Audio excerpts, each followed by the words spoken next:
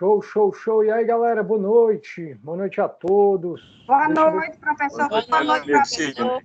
Boa noite a todos. Eu adoro esse começo de aula, eu acho um barato que sempre é assim. Eu falo, boa noite. Aí todo mundo, boa noite, acho massa. Show de bola, show de bola. Pessoal, sejam muito bem-vindos à nossa aula. Pronto, show. É engraçado que eu acho que agora a aula continua, né? Porque eu tô vendo aqui as mensagens do chat da aula passada, né? Engraçado.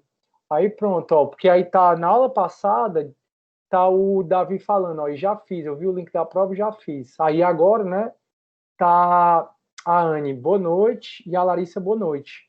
Engraçado, o Meet deu uma mudada, vocês viram? Não fica mais a aula agora, a gente não leva a aula para o streaming, né? Que era outra página que eu levava. A gente hoje deixa aqui e eu acho que a aula só fica disponível por 18 dias, um negócio assim. Oi, Ingrid, boa noite, tudo bom? Beleza, galera. E aí, turma, me contem como vocês estão? Tá todo mundo bem? Tá todo mundo feliz? Deixa eu desligar aqui o meu... Peraí, Boa noite, professor. Tudo bem, professor, graças a Deus. Ai, que bom, gente. Graças a Deus. Estão se cuidando direitinho, né? Não, eu tô em êxtase, porque o que é que acontece? Eu realmente fiz a quarentena bem direitinho. Eu furei quase nenhuma vez, só para ir uma vez para ir pro médico e só. O resto foi só mesmo indo de casa em casa, né? Casa dos meus pais, a minha e tal. E aí, eu tinha me programado, né? Já que estava tudo abrindo e tal, eu disse, não, comecinho de outubro eu tento voltar, pelo menos as coisas que eu gosto de fazer, né? Ou então que eu preciso fazer. Aí diz aí que hoje o primeiro dia eu fui para academia, acabei de voltar, tô felizaço aqui. Muito bom, muito bom. Porque assim, eu comprei uns pesos, fiquei fazendo em casa. Isso é bom. Pois é, Edvaldo, também acho bom. Eu falei para vocês já, né, que eu sou asmático, e por isso eu tomo um pouco mais de cuidado, mas assim, eu venho fortalecendo muito a imunidade, tomando remédio para asma, sou novo, né, sou saudável, tirando a asma não tem outra coisa, e aí eu disse, não, quer saber, eu vou começar, aspas, viver normalmente. E aí pronto, aí fiquei muito feliz. Fora isso, muito trabalho, imagino que vocês também, né, essa quarentena, nesse home office, veio fazer a gente trabalhar 3 vezes do que a gente trabalhava, né, que eu não parei. Essa semana eu não consegui nem fazer atividade física em casa de tanta coisa que por cima de coisa. E aí, pronto. Acho que a minha vida tá mais ou menos como a de vocês, né? Se cuidando, trabalhando muito, estudando muito, né? Sou estudante também, né? Como vocês sabem. Aí, a semana eu terminei meu TCC, graças a Deus. Que eu sempre me antecipo aos problemas, né? Eu acho que eu não tenho muito problema, porque eu sempre me antecipo e resolvo antes se o problema acontecer.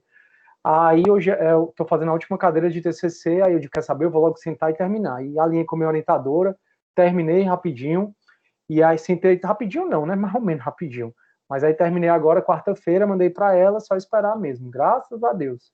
Que aí é uma coisa a menos.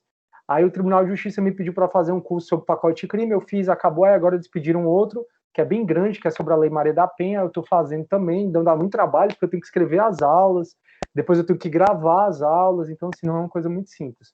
Fora isso, tem o meu trabalho no Tribunal de Justiça, tenho minhas aulas, né, tem as minhas faculdades, né, aí pronto, loucura total.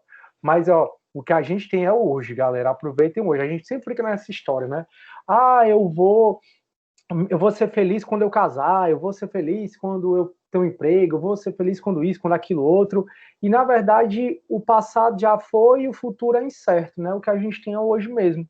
Eu tenho refletido muito sobre isso, exatamente para a gente tentar chegar a um equilíbrio, porque às vezes a gente quer trabalhar demais, às vezes a gente quer estudar demais, e na verdade é tudo uma questão de equilíbrio, a gente tentar chegar nele, né. Aí hoje, por exemplo, eu acordei, né, cheio de trabalho, cheio de coisa para fazer, aí como já estou terminando os grandes projetos que eu tinha, que era terminar esse TCC, as minhas cadeiras da faculdade que eu estou terminando também, aí também o curso, enfim, já estou vendo os meus mandatos estavam muito acumulados, porque a gente não podia cumprir durante a pandemia, eu já cumpri quase todos, estou com 30 só, quase nada, e os 30 eu recebi agora. Enfim, aí quando eu estou vendo luz no fim do túnel, né, aí vem o ciclo, né, porque se você perceber bem, a nossa vida é um ciclo, a gente entra num ciclo, aí você não se dá conta que você sempre está nesse ciclo, nesse espiral. Aí você tem que se dar conta para quebrar esse espiral. Aí eu já acordei, né? Acho que eu já estou ficando mais aliviado, mais relaxado, dá tanta coisa que eu tenho para fazer. Aí eu acordei e disse assim, rapaz, próximo semestre eu vou pegar a introdução à ciência do direito, segunda, quarta, sexta de manhã. Aí, imediatamente eu disse, tá doido, Ciro? Tu ficou, só faltou ficar doido agora com essa ruma de trabalho, já vai querer botar mais nem a pau. Pois é, tô falando aqui no meu monólogo mesmo, era só pra gente ter um pouco mais de interação, né? Porque essas aulas à distância... Vala não tá sendo gravada? Tá sim, ó, tô vendo aqui, ó. Você está gravando essa aula lá em cima. Dá uma olhada, Ingrid. Pelo menos para mim está aparecendo. Você está gravando. Tenho certeza que todo mundo sabe que está sendo gravado. Pronto. Show de bola. Pronto, turma. Aí o que é que acontece? Aí eu fico pensando, né? Caramba, eu não vou conhecer... Não sei se eu vou conhecê-los esse semestre, né? Mas a gente está nessa relação toda. Todo mundo aqui opta por ficar com a câmera desligada. Por mim não tem problema não, de jeito nenhum. Mas assim, eu não vou conhecê-los, né?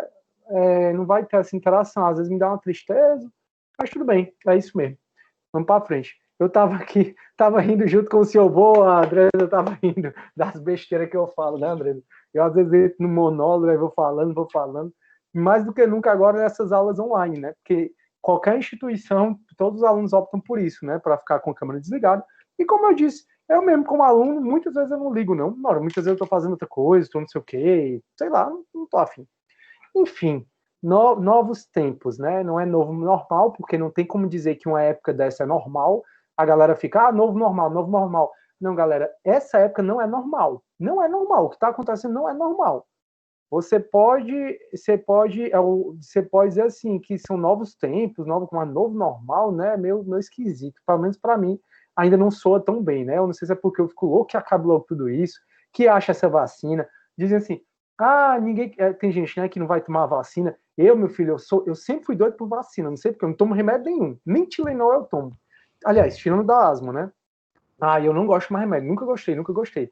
Mas uma vacina, meu amigo, eu não posso tomar vacina que eu tô tomando. E aí, quando sai essas vacinas, eu vou tomar a chinesa, a tailandesa, a brasileira, a coreana, eu vou tomar todas. Idem, meu amigo Sidney. Pois é, demais, cara.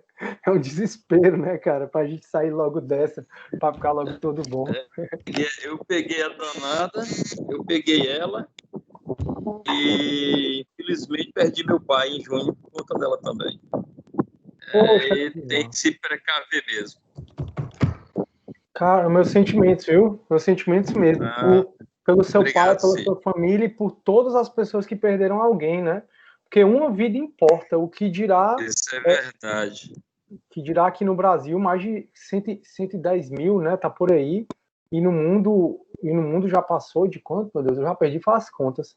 Mas passou de 1 milhão já. Já passou de 1 milhão. Pois é, já importa. Avalie 110 mil ou 1 milhão, né? Para você ver. Nossa senhora, nunca imaginei na minha vida. Ninguém nunca imaginou, né? Na verdade. Enfim, meus sentimentos, Adivar. Obrigado por compartilhar, cara. Eu gosto muito de rezar, né? Eu gosto muito de conversar com Deus. Hoje eu rezo por vocês. Beleza? Show! Então é isso. Vamos continuar a nossa matéria, né, turma? Eu sempre gosto do início interagir um pouco com vocês, porque daqui a pouco o Teams ainda faz favor de desligar a minha tela, né? Então eu fico dando aula e vocês nem me vendo, ficam, o que eu acho horrível, porque para mim eu preferia que vocês ficassem vendo o slide e me vendo, mas paciência. Então eu gosto sempre de interagir um pouco com vocês para a gente criar um mínimo de vínculo, né? E o tema da aula de hoje diz muito a respeito a isso. Será que nós somos um grupo? Será que nós somos um agrupamento? Será que nós somos uma equipe? O que é? Então, só para lembrar, né, eu sou o Sidney, professor de vocês, de gestão de pessoas e desenvolvimento. E aí a gente está vendo os 5 pilares, né, da gestão de pessoas.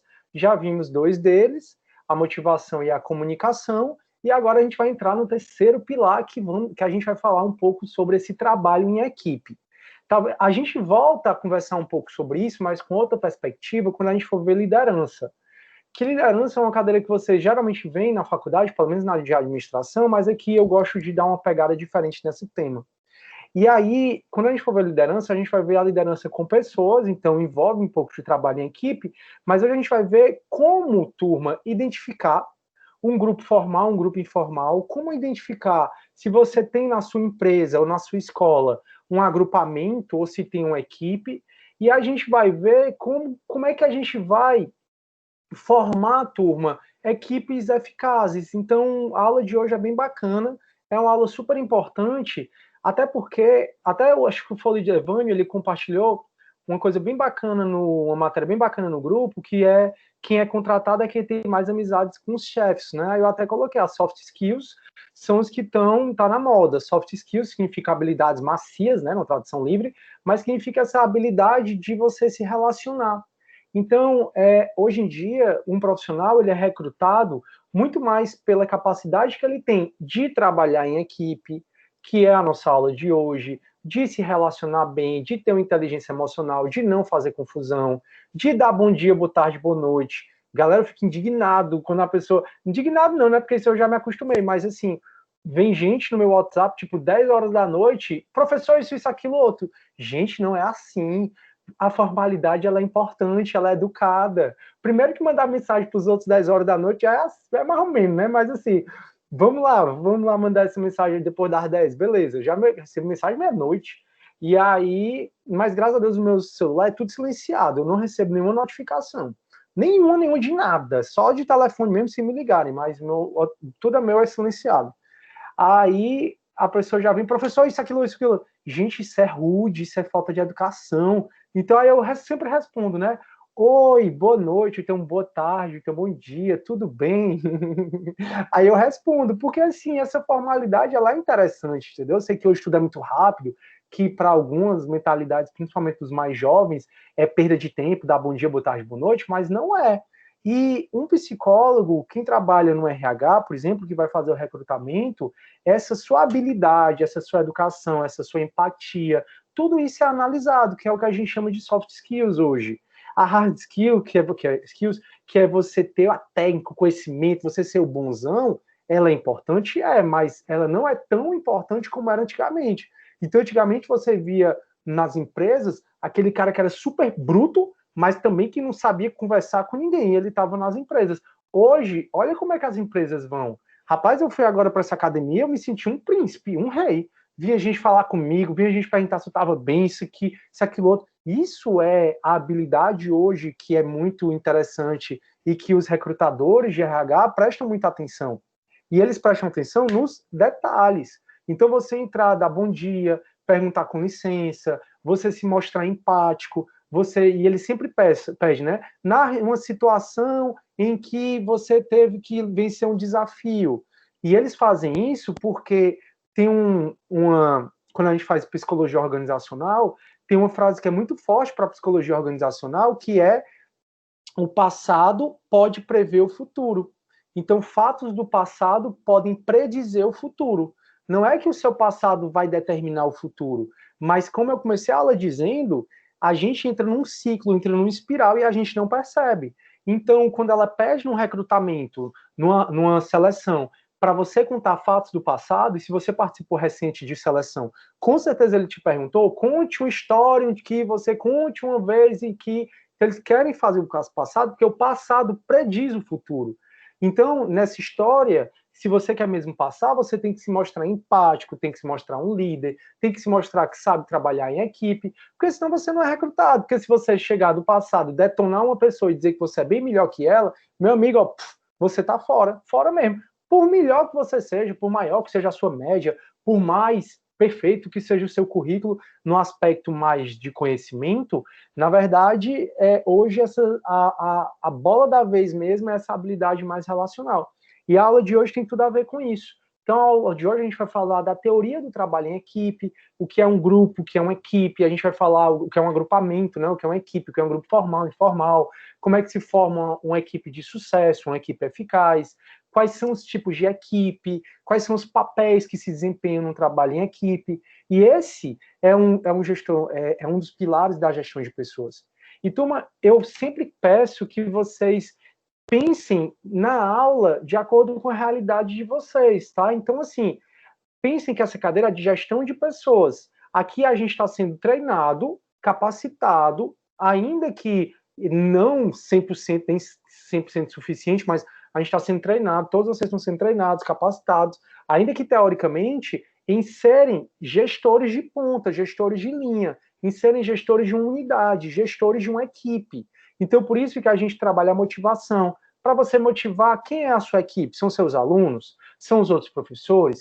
Quem é a sua equipe? É a equipe de TI do tribunal, como como foi o professor Rafael? É a minha equipe de oficiais de justiça? Quem é a sua equipe? Então, tudo que a gente conversa aqui, eu acho sempre interessante você tentar se colocar, você sendo líder, você sendo gestor de equipe. E aí, como é que você poderia motivar mais os seus funcionários, os seus liderados? Então, a gente conversou sobre liderança. Como a gente conversou, como a comunicação é importante. Comunicação clara, comunicação transparente, sem essa história de invenção, de fake news, de fofoca. E aí agora a gente vai entrar na parte dessa questão do trabalho em equipe. Então não tenha dúvida que se você está à procura de um emprego, ou se você vai recrutar alguém, uma das habilidades que você tem que ver para a sua equipe é exatamente se essa pessoa sabe trabalhar em equipe. Que às vezes a gente não sabe e a gente acha que sabe. Por exemplo, a gente até conversou sobre personalidades muito resolutivas. Eu ainda vou entrar um pouco mais nessa teoria da personalidade, é mais parte de psicologia, mas casa aqui com a administração, mas eu ainda vou entrar um pouco mais nessa questão das personalidades, e a gente até já conversou sobre uma personalidade muito resolutiva, né? Se você é muito resolutivo, meu amigo, você deve ter uma dificuldade tão grande para trabalhar em equipe, porque só Deus sabe. Então, hoje a gente estuda também as vantagens de se trabalhar em equipe e as desvantagens. Porque um cara que é resolutivo, ele vai lá e faz super rápido e já acabou o problema. Agora, para ele precisar trabalhar em equipe, a equipe anda mais devagar. Anda mais devagar, mas anda mais longe. Então, tem até outra frase que diz assim: se você quer ir rápido, vá sozinho. Contudo, se você quer ir mais longe, vá acompanhado. Essa é a frase mais sábia que existe para a empresa, para ser professor, para a sua vida. Então, se você quer ir longe, mais longe, vá com alguém. Talvez seja por isso que as pessoas se casam, né? Exatamente para você ir mais longe na sua vida, para um apoiar o outro, e por aí vai. É muito, talvez seja melhor, né? Dependendo do aspecto onde você quer chegar, do que você ser sozinho. Então, uma coisa que você tem que prestar atenção quando você for recrutar ou for ser recrutado é essa questão do trabalho em equipe. E aí a gente sempre tem algo para melhorar.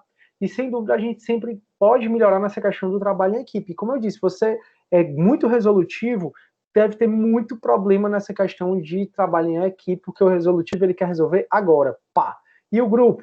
O grupo vai pensar, o grupo vai falar, o grupo vai isso, vai aquilo outro, e o problema vai se resolver, mas resolver no momento depois, posterior, do que se ele estivesse resolvendo sozinho. Beleza, beleza, beleza? Tranquilo? Boa noite, Raquel. Ela deu boa noite aqui, eu nem falei. Boa noite, Raquel. Beleza, turma? Tá todo mundo bem? Alguém quer comentar alguma coisa? Ou eu prossigo aqui no meu monólogo? Às vezes o Adivar ajuda aí e algumas pessoas também ajudam. Show. Bacana. Vocês vão me falando aí, turma, se vocês tiverem alguma dúvida. Não, eu prossigo. Turma, então o que acontece, turma? Vamos entender um pouco, primeiro, o que é um agrupamento de pessoas e o que é um grupo, uma equipe.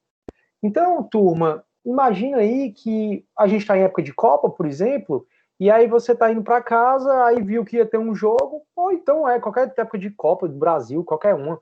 Eu sei que seu time vai ter um jogo e você resolveu parar num barzinho para assistir. Aí o jogo foi tão emocionante que fez gol, aí você vibrou com aquela galera, aí você torceu, aí você levou um gol, aí você chorou, e aí foi aquela comoção toda, e na hora vocês já estavam tudo se abraçando, aquela coisa toda. Será que nesse momento ali vocês são um grupo ou vocês são só um agrupamento? Porque vocês ali, ainda que momentaneamente, vocês estabeleceram um forte vínculo com um objetivo comum. O objetivo comum era que o time de vocês ganhasse, né? Então, será que ali, quando você para num barzinho, aí começa a assistir seu jogo, vê que as pessoas estão também assistindo o jogo, torcendo pro seu time, faz aquela amizade, e aí depois vocês já estão se abraçando, torcendo pelo time, será que ali você formou um grupo mesmo ou formou um agrupamento?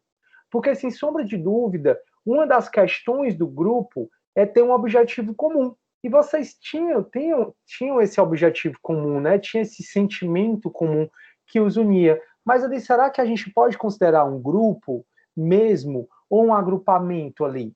Aí imagina o seguinte, Com certeza você deve ter sua roda de amigos, nem que seja 2, 3 amigos, amigos que vocês são muito próximos, amigos que vocês têm certas relações de tirar brincadeira um com o outro, fazer piada um com o outro, às vezes tem até aquelas brincadeirinhas físicas de você passar, bater no ombro, brincadeira saudável, tá, pessoal? Porque vocês têm intimidade para isso. E aí, imagina que você tem essa sua amizade na faculdade, na Unicet, ou tem essa amizade, que essas 3 pessoas, vocês são muito íntimos na Unicet, na empresa, e aí chego eu, querendo ser amigo de vocês e faço a mesma brincadeirinha. E aí, como é que vocês vão interpretar essa minha questão? Então, chega o Edivar pro amigo dele, e aí, cara, tu tá muito feio hoje, aí bate assim no ombro e tal. Aí, depois, aí eu observo aquilo, eu digo, rapaz, que legal a amizade do Edivar com o Davi, poxa, eu quero ser dessa forma também. Aí eu vou e chego e bato no Davi e falo, Edvar, tu tá muito feio. Como é que eles iam se sentir, turma? Será que eles iam se sentir, pô, cara, que legal o Sidney fazendo isso? Ou eles iam dizer assim, rapaz, que bicho sem noção. Então, acho que com esses 2 exemplos, você consegue entender que o agrupamento, além do objetivo comum, existe relação de afeto, de afetividade do grupo, né, na verdade. O grupo, além do objetivo em comum, existe aquela relação de afeto. O Edvar tem uma relação de afeto com o Davi e com o terceiro amigo deles. E eles não têm essa relação de afeto comigo. Então, nessa sala de aula, por exemplo, nós estamos aqui, quantas pessoas, meu Deus? Deixa eu só olhar aqui, 28. Estamos 28 pessoas. Dá para dizer que a gente é realmente um grupo? Dá para a gente dizer que a gente é realmente uma equipe ou é mais um agrupamento? Porque, veja, todos vocês, tirando eu, vocês têm um objetivo comum. O objetivo comum é aprender, é passar nessa disciplina, mas será que o objetivo comum é suficiente para formar uma equipe, para formar um grupo? Porque tem até gente que diferencia, né? Agrupamento, grupo de equipe. Mas aqui eu estou trazendo o grupo como sinônimo de equipe. E, na verdade, pessoal, o que a gente tem, na maioria das vezes, as nossas relações não são de grupo, não são de equipe. As relações que você vive, na maioria das vezes, é uma relação de um agrupamento. Então, quando você vai para o barzinho lá e, no final do jogo, você está abraçando todo mundo, muito embora ele tenha um objetivo comum, ali é um agrupamento. Não vira um grupo ali, exatamente porque vocês não têm relação de afeto um com o outro. Ah, professor, pode criar depois disso? Pode. Mas naquele momento, provavelmente você vai para casa, a galera vai para casa, vocês estão bem, depois ficam de se ligar e depois nunca mais se ligam. Isso já aconteceu comigo, isso já aconteceu com vocês, isso guardadas as devidas proporções, né? Ah, eu te ligo, você passa a noite com a pessoa, acabou de conhecer, caramba, que cara, gente boa. Aí diz, amanhã a gente se liga, viu? Beleza, aí acorda no dia seguinte, liga porra, ligo de jeito nenhum, tem quem me faça. Então, veja, essa é muito sentido. E o que o gestor de pessoas precisa perceber na empresa dele, na escola, na própria sala de aula, é que muitas vezes o que se diz ali, um grupo, uma equipe, é muitas vezes um agrupamento. E o gestor de pessoas, ele precisa ficar atento nisso, porque um agrupamento, ele não é tão eficiente como um grupo de pessoas, como uma equipe. E o gestor de pessoas, ele tem que tomar certas atitudes para ligar, para trazer o afeto entre essas pessoas, para que a equipe possa produzir um pouco mais. Tá dando para entender, pessoal, o que eu estou conversando? Eu vou, então, começar a compartilhar a minha tela aqui, para a gente começar a falar um pouco mais disso, né, de trabalho em equipe, do que a gente vai tratar, né, do terceiro pilar da administração. Eu não sei porque é o que o meu PowerPoint agora deu para dar problema. Deixa eu abrir aqui o PDF. Só um minutinho, tu falou, aí eu começo a compartilhar. Se tiverem dúvidas, viu, podem perguntar. Fiquem à vontade. No momento tá tranquilo, Cid. Obrigado, Edvar, show de bola. Show de bola, show de bola. Agora, de um grupo pode se tornar um agrupamento? Turma, um grupo pode virar um agrupamento de vários motivos, várias formas. Então, por exemplo, dessa questão que você conheceu a galera no barzinho, você pode criar uma relação de afeto com eles depois. Na sua empresa, que as pessoas são um agrupamento, depois você pode tentar fazer uma relação de agrupamento. Ou então imagina aí, turma, que você está numa viagem de ônibus. Numa viagem de ônibus tem um agrupamento de pessoas, ali não é um grupo. Aí, imagina aí que o ônibus sofre um acidente, o ônibus tomba. de um agrupamento, rapidamente ali vira um grupo. Vira um grupo porque vocês geram um objetivo em comum, e o objetivo em comum é exatamente sair ali, e depois que sair ali, provavelmente vocês vão querer a indenização por parte da transportadora. Foi o que aconteceu, por exemplo, no acidente de Mariana. Tinha lá um monte de gente, vizinhos, que eram um agrupamento de pessoas, e hoje eles são unidos, hoje eles são um grupo para poder ver a reparação de dano. Então, assim, existem várias formas de um grupo, de um agrupamento, na verdade, virar um grupo, virar uma equipe. E é muito do que a gente vai conversar hoje. Então, turma, eu estou compartilhando minha tela, tá? Eu sumi para vocês, infelizmente, vocês não vão me ver. E aí a gente está entrando no terceiro pilar, que é o trabalho em equipe. Veja como você pode se melhorar, ainda que você ache que trabalhe bem em equipe. Porque para você trabalhar bem em equipe, você tem que ter uma inteligência emocional fora do comum, porque não é fácil. E aqui essa nossa velha figurinha, né, turma? Que são 5 os pilares da gestão de pessoas, todos os 5 estão como base a liderança. Então, o primeiro pilar, motivação, o segundo, comunicação, e a gente está entrando agora no trabalho em equipe. E aí, turma, a gente sempre começa com uma parte mais teórica, né? Porque essa teoria ela é importante. Então, Chavenato vai dizer que um conjunto de 2 ou mais indivíduos que estabelecem contatos pessoais, significativos e propositais uns com os outros, em base de continuidade para alcançar um ou mais objetivos comuns, são a equipe. Então, a equipe, um grupo, uma equipe ou grupo pode ser conceituado exatamente como 2 ou mais indivíduos que estabelecem contatos pessoais entre si, pode ser remoto. Hoje em dia, só o que a gente tem é equipe remota, a gente vai até falar sobre isso hoje. Então, eles estabelecem contatos pessoais significativos e propositais, com propósitos em comum. E significativos porque essa relação de afeto que a gente está falando, uns com os outros, em uma base de continuidade para alcançar objetivos comuns. Então, sem sombra de dúvida, a equipe não é só a que tem objetivo comum, mas elas são aquelas que têm contatos pessoais, remotos ou não, e que são significativos, são relevantes, e importa para você. Aquela pessoa importa para você. Ou seja, a equipe importa para você. E tem várias formas legais da gente formar um grupo, e isso, turma, nos fazer melhor, nos dar mais paz. E aí existe uma classificação na doutrina do grupo formal e o grupo informal. E o grupo formal, turma, ele está dentro da estrutura organizacional como cada setor, cada departamento. Então, o RH, o jurídico, a tecnologia, todos ali são grupos formais. Já um grupo informal é um grupo de amizade, por exemplo. O grupo que você tem de amizade é um grupo informal.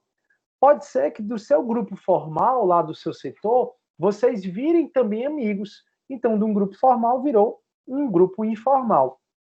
Aí a ciência, pessoal, vai dizer que a formação do grupo passa por 4 ou 5 fases, a depender se vai ter o encerramento ou não. E quais são essas fases para a formação de um grupo? Um grupo ele passa, primeiro de tudo, para a fase de formação.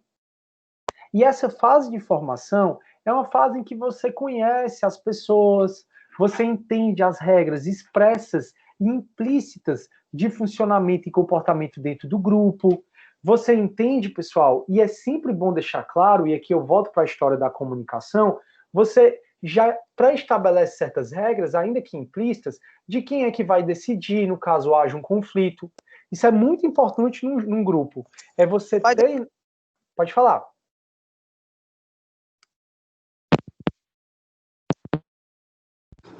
Puxa, olha isso. Alguém ia falar? Pessoal? Pessoal, vocês estão aí? Estamos. Alguém ia falar? Professor, obrigado. Alguém ia falar? Acho que não, professor. Foi só alguém que tocou no microfone sem querer. Ah, tá. Eu foi doido aqui. Pronto. Então, turma, o que é que acontece? É muito importante que num grupo, que numa equipe, você tenha a regra clara do funcionamento do grupo. Porque as regras de funcionamento é aquela velha história, o combinado não sai caro. E aí, nessa questão do combinado não sai caro, é bom que, quando você estiver conhecendo a pessoa, o grupo, a equipe, se tenha certas regras de funcionamento, ainda que implícitas. E se tenha Já a regra que vai dizer, ou que vai orientar quem é que vai decidir no caso haja um conflito. Porque para a ciência, após a formação do grupo, vai naturalmente ocorrer uma erupção ou tormenta. Essa erupção ou tormenta é a formação dos primeiros conflitos, que geralmente é relacionada à disputa de controle de poder e restrições ao individualismo. Galera, é impressionante como as pessoas elas têm a necessidade de controle e, a bem da verdade, a gente não controla nada. Se você pensar bem, a gente está flutuando numa bola gigante em torno do Sol e essa bola gigante, além de movimentar em torno do Sol, essa bola gigante está movimentando entre si. Se essa bola gigante parar ou sair de rota, morre todo mundo. Galera, a gente não controla nada. E a galera fica com história de querer controlar, a galera fica com história de ter espaço, de não perder espaço. Peraí, só um minuto, pessoal. Professor, a gente não consegue controlar no nosso próprio sono? E é legal, foi muito bom o comentário, porque eu também acabei de lembrar, eu estou fazendo uma disciplina de psicanálise, e a disciplina de psicanálise, que ela é de Freud, né, diz assim, Freud tem uma das frases nos escritos deles, é que a gente é escravo do nosso inconsciente. Tem muita gente que não concorda com essa frase, mas eu pensei, meu Deus, a gente não consegue controlar nem os nossos próprios pensamentos, né? Às vezes a gente fica, para de pensar nisso, aí você para por 10 segundos, quando vê, já tá pensando de novo. Então, realmente, a gente não controla nada. E as pessoas têm uma necessidade de controle que é fora do comum. E aí, quando ela sente que está perdendo controle, é como se ela estivesse perdendo algo dela, e ela briga, ela se agarra àquilo. E é engraçado que eu vou falando para vocês, eu acho que vocês vão pensando em situações que vocês passaram, e eu também vou pensando em situações que eu passei também, nessa história de controle, de poder, quando é uma mera ilusão, a gente não controla nada, nada mesmo. E também, turma, essas formações... Alguém vai falar?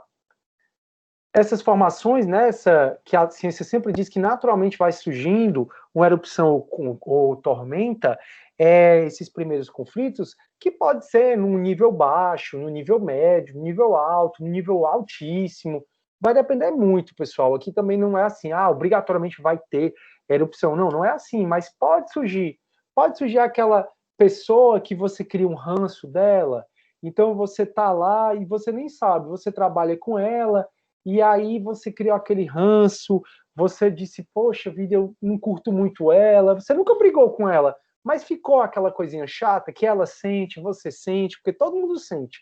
E esses conflitos geralmente são relacionados exatamente ao controle e também restrições ao individualismo. Num grupo, é super importante que as pessoas sejam aceitas como elas são. Pessoal, eu sou um ser humano, e vocês são também, cheio de virtudes e defeitos. Nós somos diferentes uns dos outros. É natural que cada um pense de maneira diferente um do outro. Só que a gente quer colocar todo mundo numa caixinha, quer que todo mundo pense como a gente. Mas uma equipe, quanto mais diversificada, quanto mais heterogêneas, quanto mais pessoas com talentos e habilidades diferentes, melhor. Ela é mais eficiente. Veja o Google, veja as pessoas que trabalham no Google, que o Google é a referência da referência, ou das grandes empresas. Mas muitas vezes o teu comportamento, o teu individualismo, ele não é aceito. Seja porque você não se maqueia, seja porque você não se veste bem, seja porque você não está fazendo a barba, seja porque, enfim, 1 milhão de coisas. Mas surgem os primeiros conflitos que podem ter vários níveis, né?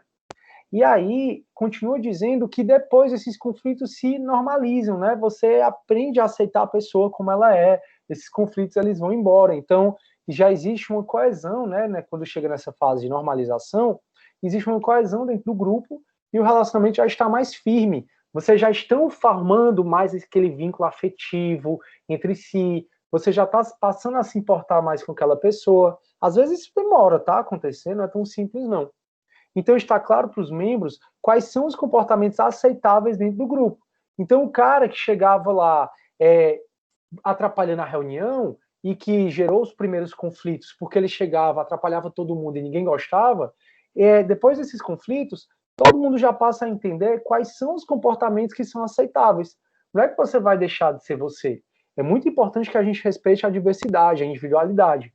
Mas é importante que você entenda que está em grupo e, como eu falei aqui no início, quanto mais as regras forem claras, melhor vai ser o grupo, menos conflitos vai ter. Então, depois dos primeiros conflitos, né, se normaliza. E aí, passa para uma outra fase, que é a de realização ou desempenho, e aqui o grupo, ele realmente já tem uma sinergia muito boa. Uma sinergia é o grupo já se entende como um só, como um, com aquele objetivo comum, com a meta. Daí porque, às vezes, aquela competição saudável, não a competição ferrenha, porque competição ferrenha não é muito boa para a equipe, a gente já ver sobre isso, mas é por isso que aquela competição, aquela dinâmica, não sei se vocês lembram do professor Rafael, ele falou que fez no Tribunal de Justiça o jogo da vida, onde os servidores eram os pinos, aí iam passando para eles saberem o planejamento estratégico. Então ali eles já vão se entendendo como um grupo só, que tem que atender o planejamento estratégico, tem que alcançar as metas da equipe. E por fim, turma, pode ser que aconteça ou não. Essa é a quinta e última fase, que pode ser que o grupo se encerre ou desintegre ou não. Pode ser que o grupo esteja ali só para entregar o resultado final, acabou aquele resultado, acabou aquele projeto, fui contratado para fazer aquela obra, fui contratado para fazer aquele parecer, junto àquela força-tarefa, e aí cada um por si, e acaba o grupo. Mas geralmente, pessoal, o que a literatura coloca é que os grupos passam por essas 4 ou 5 fases. E isso, o grupo, você pode levar para a sua escola, para a sua empresa, para a sua sala de aula, para o seu ciclo de amizade, e você vai perceber que isso geralmente acontece. E aí, turma, a gente sempre tem, né, uma cultura de dizer assim, 2 cabeças pensam melhor do que uma. Mas será que isso é muito verdade, turma? Será que a decisão em grupo é melhor do que uma decisão individual? Eu botei o Homer aqui. Será, turma? Turma, quais são as vantagens, tá, de decidir em grupo? As vantagens de você decidir em grupo é que, sendo um grupo mais de uma pessoa, é possível gerar informações mais completas e ter mais conhecimento, né? Que aí vem aquela velha frase, que 2 pessoas pensam melhor do que uma. Por quê? Porque 2 pessoas têm bagagens diferentes, têm conhecimentos diferentes, e eles conseguem pensar melhor do que uma pessoa só. Outra vantagem, turma, então aqui botar a descrição, né? Esse que eu tirei do Robbins. Como agregam os recursos de várias pessoas, grupos trazem mais dados e informações. Então, com mais dados e informações, em tese, a decisão fica melhor. Os grupos oferecem maiores diversidade de pontos de vista, e isso é muito interessante. Só que isso pode ser a causa de um conflito. Daí porque a gente sempre tem que entender que o outro é diferente de mim, que eu sou diferente do outro, e que é totalmente normal as pessoas pensarem diferentes. E aqui nas equipes, a gente enxerga muito o que se chama de orgulho de paternidade. Eu não sei se vocês já tiveram a experiência de vocês fazerem um relatório que seria para a equipe, então um trabalho em equipe. Então eu vou fazer um trabalho em equipe com mais 5, aí eu faço um trabalho, aí os 5 vão se juntar para melhorar ou não esse trabalho. Quando os 5 começam a dar opinião sobre o meu trabalho, eu começo a me sentir mal, me sentir ruim, aí eu entro em pânico e dou escândalo com todo mundo.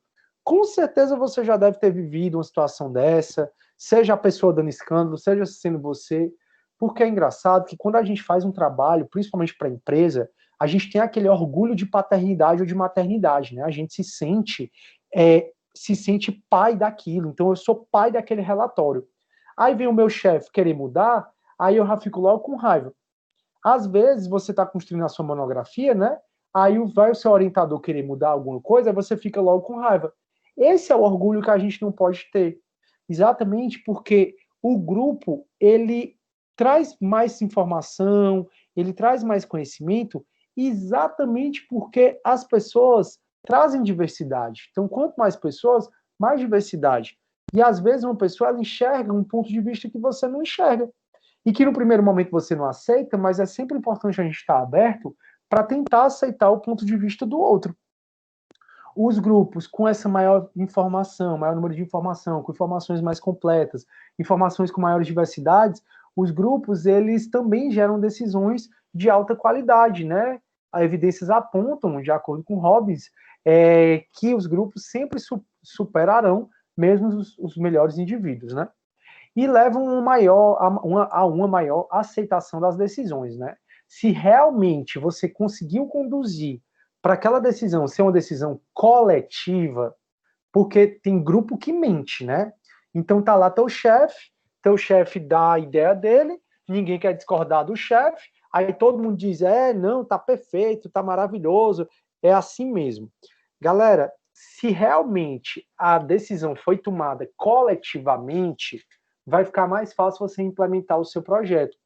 Porque a maior dificuldade dentro de uma empresa, de você implementar qualquer coisa, são as pessoas. Então, você não pode chegar e apresentar um projeto, não é que não pode, né? Só não sugiro, e acho um pouco complicado, você já chegar e apresentar um projeto para todo mundo de supetão assim, por melhor que ele seja. O ideal é você conversar com as pessoas individualmente. Conversa com um, a linha, pergunta o que é que ele acha. Conversa com outra, a linha, pergunta o que ele acha, conversa com outro. Aí, quando você já tiver conversado com um número suficiente de pessoas, talvez até com todo mundo individualmente, aí você apresenta na reunião. Pode ter certeza que você vai ter apoio. Mas se você apresentar, tá com um problema na empresa, aí você pensa numa solução. E por mais maravilhosa que seja, aí já chega na equipe lá para apresentar aquela sua solução. A galera, ela tende a querer mudar aquilo, a galera não participou daquilo, a galera não se sente. E aí você, com seu orgulho de paternidade, vai ficar com raiva de todo mundo e vai gerar um problema na sua equipe. Então, o ideal é que você consiga costurar, alinhar com as pessoas, ainda que individualmente. Façam isso que você vai ver que seus projetos começam a ser bem mais aprovados. Só que, turma, pode falar. E é orgulho de maternidade também quando a gente desenvolve um projeto e a pessoa diz que somos nós. Peraí. Tá. Pois é, não dá uma coisa ruim. Das outras. Exatamente. Isso aí acontece muito, viu? E isso aí como é o nome da palavra, meu Deus? Agora fugiu. É desleal. Isso é desleal, Aline, e acontece demais.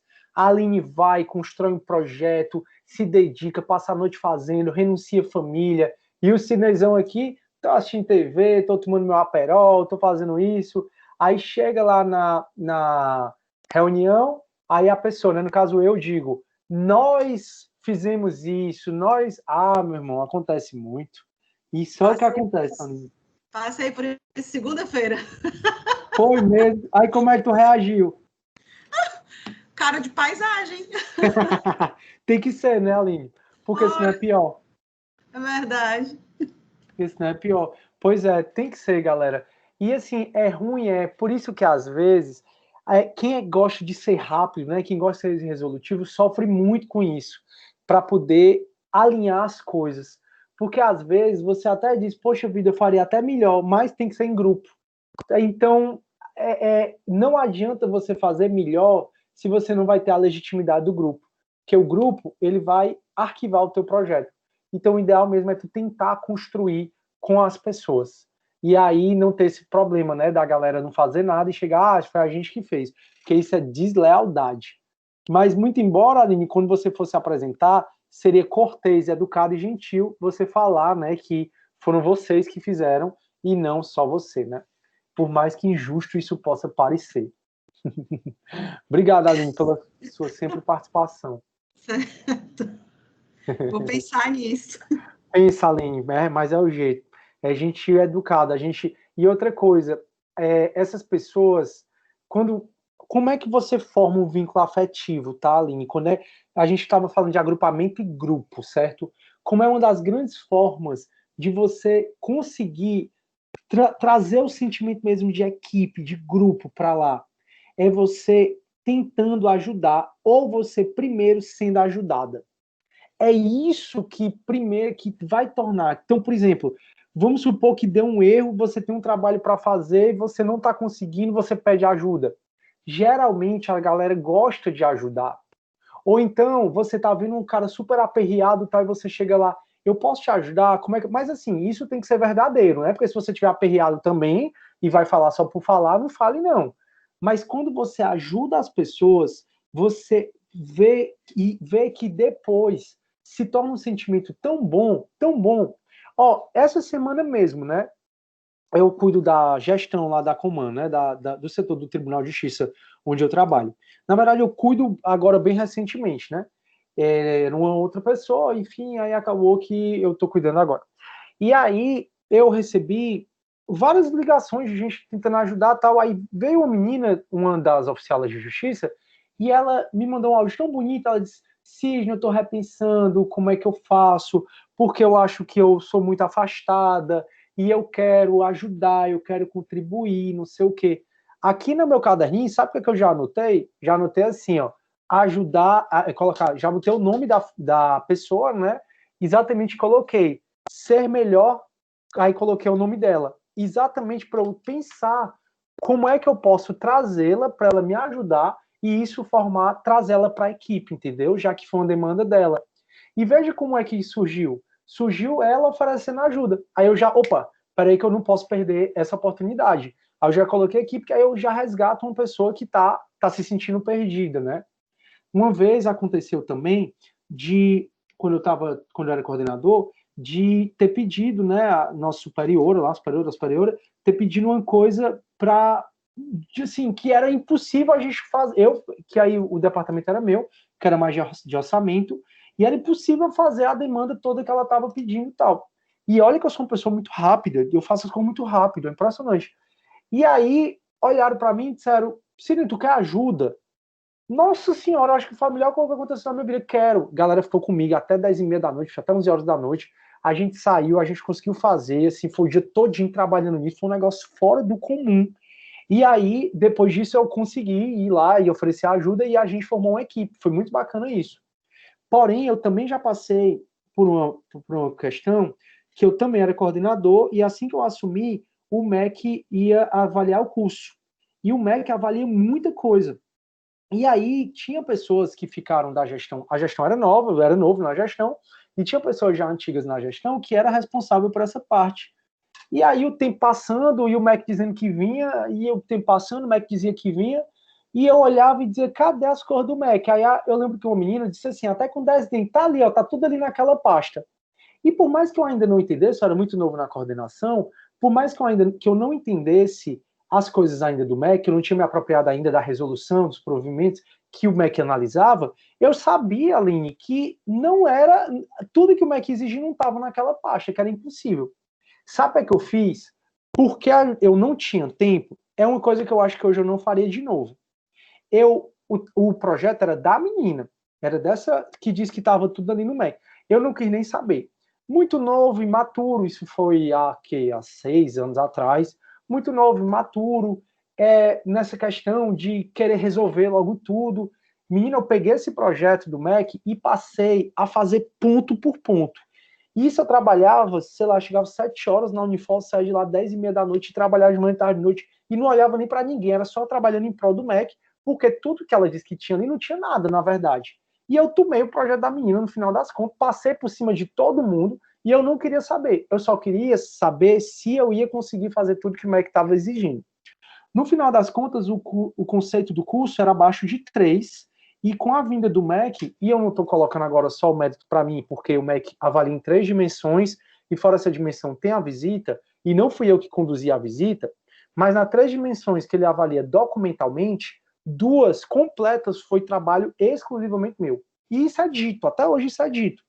Mas com isso, Aline, sabe o que aconteceu na minha vida? Peguei inimizade, a galera ficou com raiva de mim, a galera não legitimava o que eu fazia. Só que veio o resultado. Da nota menos de 3 que a gente tinha, que no CPC era 2,70 e pouco, a gente tirou 5 no MEC. Quando a gente tirou 5, que era 2, alguma coisa, arredondou para 3, foi para 5, sobe o CPC do curso, subiu tudo. Ou seja, o curso do direito foi lá para cima, né? Foi para a estratosfera. E até hoje é dito várias vezes lá que a nota 5 do MEC foi graças a mim, que fez isso, que aquilo outro. Mas hoje eu me pergunto, tá bom, a troco de quê? A custa de quê? Porque eu rompi com várias pessoas, porque eu passei por cima de várias pessoas, não foi certo o que eu fiz, não faria de novo, para ser bem sincero, não faria. O negócio é porque eu precisava ser rápido e trabalhar em equipe, como a gente vai ver agora. Tem essa desvantagem de consumir mais tempo, e a gente não tinha tempo, era tipo assim, o MEC ia chegar um mês depois. E eu estava determinado que ia tirar 5 no MEC, ponto, não tinha para onde corresse. E aí aconteceu isso, eu demorei muito tempo para resgatar essas pessoas. E eu resgatei, mas acho que eu não resgatei como a minha relação com elas era antes. Enfim, estou só dizendo uma forma, eu disse duas formas, né? Uma forma que eu acho que é válida para você tentar construir uma equipe um espírito de equipe, que é ajudar quando a pessoa mais precisa, ou aceitar ajuda, porque às vezes a gente tem essa dificuldade. Eu mesmo tenho uma super dificuldade de receber. Professor, pode falar. é muito importante essa questão aí que o senhor está falando, porque é muito ruim e chato quando você entra num ambiente de trabalho em que as pessoas não são solícitas para ajudar você, né? Quando as pessoas veem que você precisa de ajuda, né? Quando você busca informação e por algum motivo as pessoas não são solícitas para ajudar ou não têm aquela boa vontade de ajudar. Muitas vezes, de casos que eu já vi, a pessoa muitas vezes está até entrando no cargo de uma chefia, do gerenciamento de uma empresa, e muitas vezes os funcionários que estão dentro daquela empresa há muito tempo, por achar que a pessoa é novata, né, e não tem muita experiência naquilo, muitas das vezes aquela equipe, aquele grupo se recusa a ajudar de alguma maneira, né, e eu acho que isso é muito chato, é muito ruim, e a minha dúvida é como resolver uma questão dessas, como resolver um ambiente de trabalho desses, em que as pessoas, muitas vezes, elas não são tão solícitas para ajudar. Joyce, excelente questão. E eu vou te dizer... Boa mesmo. Boa, excelente. E sabe qual é, Joyce? É muito parecido com uma pergunta até que tu me fez na aula passada, acho que foi até tu. O grande problema desse tipo de agrupamento, porque esse canto onde você está falando, Joyce, com certeza não é uma equipe, não é um grupo. Talvez eles tenham lá a panelinha deles, mas no todo eles não são. E grande parte aí, o problema é do gestor de pessoas. Lembra que eu falei que o modo gestor de pessoas muda a empresa toda? Então, o gestor de pessoas, se ele virar solícito, se o chefe da equipe, se o líder da equipe for solícito, toda a equipe vai ser. A forma como você trata, a forma como o chefe, como líder, como gestor, trata as pessoas, conduz. O exemplo é que serve para as outras pessoas. E aí, a Joyce pergunta, né? Como resolver se eu tô abaixo, né? Joyce, aí é você oferecendo ajuda. Então, a gente, primeiro, eu sei que às vezes a pessoa vai desdenhar, a pessoa vai ser ruim esse processo, mas com o tempo você vai vencendo. Você vai se mostrando útil. Quanto mais você se mostrar útil para aquele agrupamento, mais você vai sendo incluída e mais vai havendo retorno, vai havendo feedback. E a melhor forma da gente conseguir resgatar, sabe, Joyce? De resgatar uma equipe que está quebrada ou ainda de construir uma equipe. É de você se mostrando bom no coletivo, bom para o coletivo, produzindo para o coletivo. Por mais que no começo, todo começo é difícil, tá, turma? A gente começou a andar, foi difícil, começou a escrever, foi difícil, começou a faculdade, foi difícil, todo começo é difícil. Aí no começo vai ser muito difícil, mas depois você vai ver o retorno. Daqui a pouco você vai ser a líder, ainda que informal, né? Ainda que as pessoas vão te ver como figura de líder. Isso acontece geralmente. E aí eu tô até vendo que tu colocou assim, eu acho que é importante saber receber feedbacks, como também ser dócil-sensível ao atribuir feedbacks.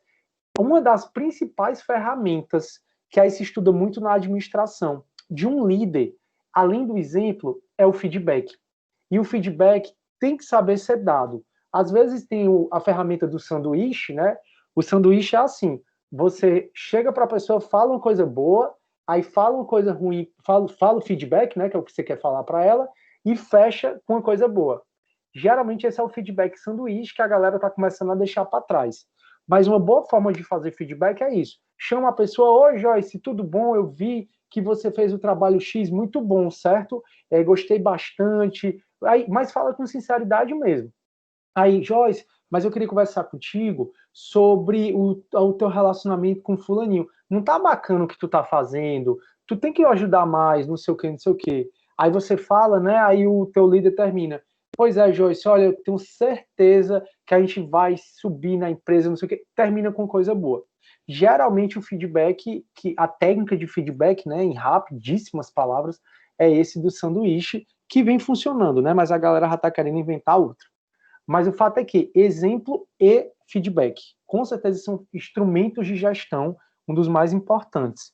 E aí, Joyce, é isso. E eu te desejo boa sorte, viu? Se é uma questão pessoal, eu te desejo muito boa sorte. Vai ser difícil no começo, a coração vai dar aquela acelerada no começo, mas quando a galera perceber o seu valor, ou o valor, assim, da pessoa que está na situação, quando perceber que você é boa para o grupo, que a pessoa é boa para o grupo, que contribui, com certeza isso aí vai mudar. Com certeza. Eu mesmo já passei por isso e já vi isso acontecer várias vezes. Que aí as pessoas, poxa, a Joyce é tão boa, né? Ela tá fazendo isso para a equipe, ela tá fazendo aquilo outro, e a situação vai mudando, Joyce. Mas muito boa questão, viu? Obrigada, professor. Muito, muito bom esse conselho aí, viu? Muito útil para a vida, inclusive. E tenta usar também, porque quando vocês falam, eu tô aprendendo aqui também. A gente tá todo mundo aprendendo, né? A nossa troca. E são coisas, Joyce, que eu te confesso, eu uso também. Eu uso essas questões recentemente mesmo, e aí a gente vai. É como eu te disse, vai dando, geralmente dá certo. Espero que dê certo aí da tua forma. Como tá. Beleza, turma. Então, quais são as desvantagens, né, de uma decisão grupal? A gente está vendo se uma decisão em grupo é melhor do que uma decisão individual. A bem da verdade, eu acho que aqui é muito casuístico. Depende muito da decisão, depende muito das circunstâncias, da situação, depende muito de tudo. Não dá para dizer que a decisão em grupo é melhor. Mas em você tendo tempo, e em você as circunstâncias ajudando, e o que decidir não é uma coisa muito sensível, aí eu acho que a decisão em grupo realmente ela acaba sendo bem melhor. Então, turma, tem algumas desvantagens, né, de decidir em grupo, que é consumir mais tempo, e esse, pelo menos do meu ponto de vista, é o grande problema das questões, que é o tempo que leva para ser decidido, porque muitas vezes, turma, as reuniões não são objetivas. Rapaz, se você me vê numa reunião, eu acho que você começa a rir, porque você já me conhece um pouco, já sabe que eu sou mais acelerado, né? Rapaz, eu vou conduzir na reunião de uma forma para ser objetiva. Aí quando a galera começa a falar dos filhos, de não sei o que, aí eu já fico calado, eu escuto um pouquinho, mas se estende, aí eu já corto. E eu juro por Deus como eu não queria cortar. Eu já, pois beleza, pois galera, vamos aqui, vamos falar sobre isso aqui. Porque senão, uma reunião que em 10 minutos resolveria, vai passar 1 hora, 1 dia, 10 dias, e eu sou muito agoniado. Infelizmente, é uma coisa que eu tenho que fazer terapia para melhorar isso. Eu queria sentar, ouvir mais, ouvir sobre o filho, sobre a faculdade, sobre não sei o quê, mas eu acho que a vida demanda tanta coisa da gente hoje que, infelizmente, eu não me dou o direito de ter essas horas de prazer numa reunião, né?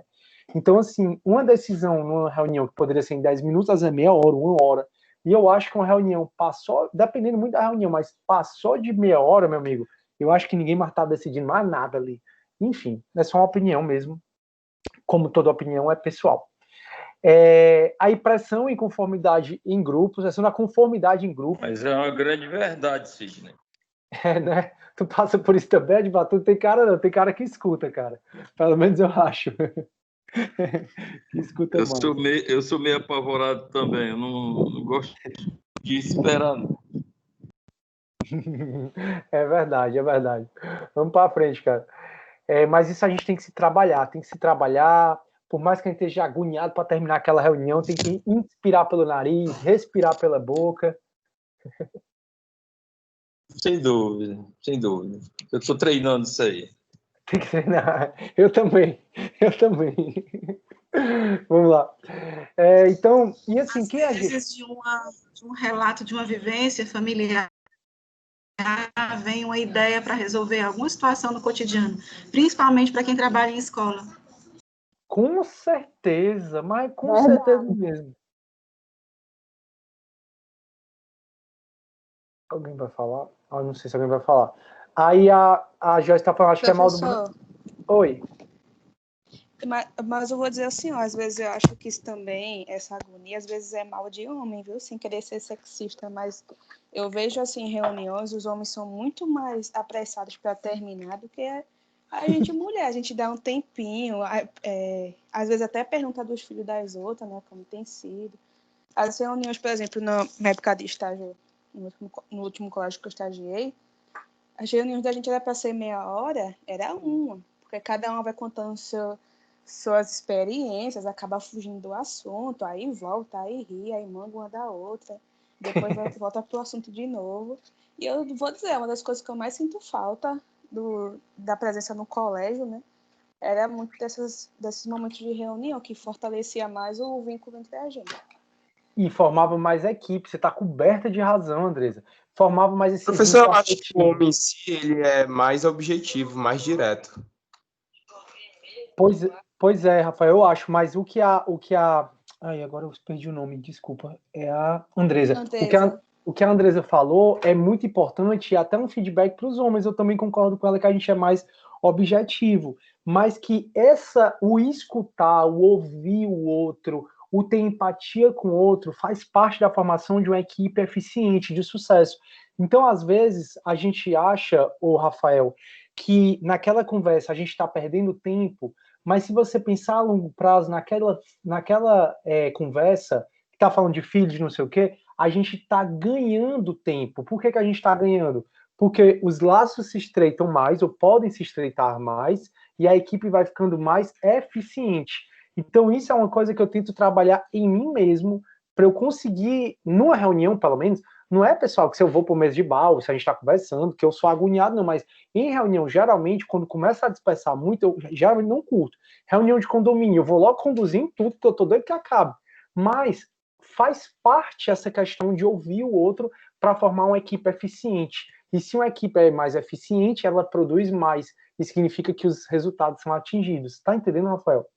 A Joyce falou assim, que é mal do brasileiro a ansiedade. Na verdade, não acho que seja mal do brasileiro, eu acho que seja o mal do século. Existe até um livro, Ansiedade, o mal do século, e realmente todo mundo é muito ansioso hoje por conta, acho que muito por conta da quantidade de coisas que a gente tem para fazer, da rapidez que as coisas estão acontecendo. Agora a gente já está falando em drone, nunca se pensava nem em celular, agora já está em drone. Agora o iFood já começou a entregar aqui no Brasil em drone. Olha a loucura. Coisas que demoravam 30 anos para acontecer estão acontecendo em 5. E aí vem a terceira, né, revolução industrial. Primeira, segunda, terceira, se você comparar, acaba sendo tudo muito mais rápido hoje. Então isso gera um sentimento de ansiedade. As redes sociais, a necessidade de aceitação, rapaz, tudo isso gera um caos na nossa cabeça, né? Não é à toa que hoje em dia a quantidade de pessoas em depressão. A gente está em outubro, mês de quê? De prevenção ao suicídio. E suicídio provavelmente começa dessa ansiedade. E se suicídio não fosse uma realidade, a gente não tinha um mês só para discutir o suicídio, né? Que é para ser discutido todos os meses, mas em outubro, especialmente, essa questão. Então é sempre bom a gente olhar essa parte. É setembro. É verdade. Outubro é o mês de quê? Outubro é o mês de quê? Outubro acho que é. Outubro azul, prevenção ao câncer de próstata. Câncer de próstata. Beleza, verdade. Câncer de mama. Perdão. Outubro Câncer rosa. de mama, é outubro rosa. Outubro rosa, né? Câncer de mama. Show. Desculpem aí, turma. Desculpem. Realmente é setembro, que é o mês do suicídio, né? Verdade, foi mal aí. Vamos para frente. Turma, então, quais são as desvantagens, né? Muito importante, viu? O comentário de todo mundo, muito importante mesmo, até o feedback da Andresa para os homens, e a gente enxergar que essa questão que acontece em reunião é importante para formar equipes eficazes. E por isso que eu tento me trabalhar. Vamos para frente. Então, a decisão grupal, né? Consome mais tempo, uma pressão da conformidade em grupos, ou seja, o desejo que as pessoas têm de serem aceitas no grupo pode levar a uma busca por evitar qualquer discussão mais aberta e reduzir a possibilidade de novas ideias. Isso aqui foi o que a gente conversou. Às vezes você aceita a ideia só porque é seu chefe que está falando. Ou às vezes você aceita a ideia só para você se sentir incluído no grupo. Porque se vocês são 5, só você não quer aquilo, você vai ficar sendo vista como a chata, a besta. E aí, às vezes, tem pessoas que se impõem mesmo e dizem, não, eu acho que tem que ser assim, por isso, aquilo outro. E tem gente que se acovarda no sentido de dizer, não, na verdade, eu não acho que seja assim. Se acovarda e tem gente que se acovarda e segue a maioria, mesmo não sendo a opinião dela, segue a maioria só porque acha que quer ser aceito, né? Que assim é melhor de ser aceito. Então, realmente pode ter uma certa pressãozinha das pessoas nesse aspecto. Os grupos podem ser dominados por poucos membros.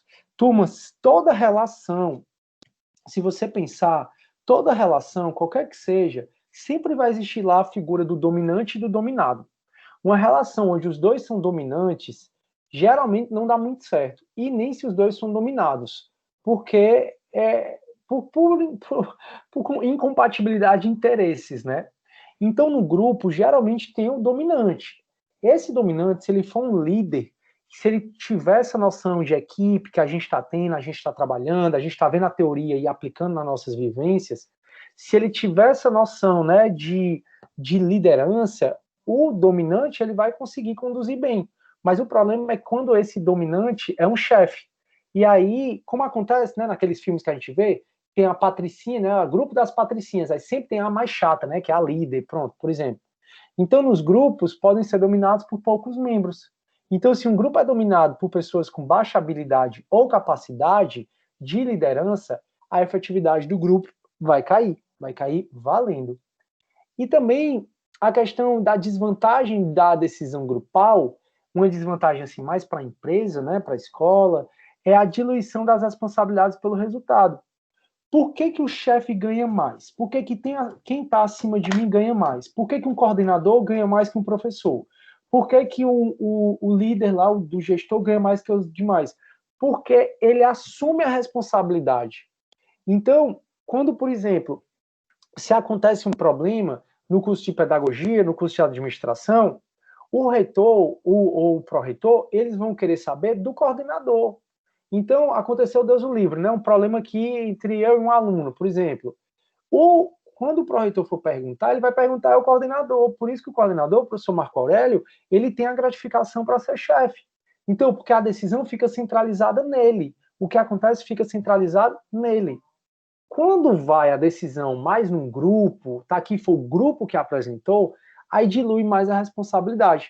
Então, nas decisões individuais, fica claro quem é o responsável pela decisão. Já nas decisões em grupo, a responsabilidade de cada membro é diluída, e isso nem sempre é bom para a empresa, né, para a escola.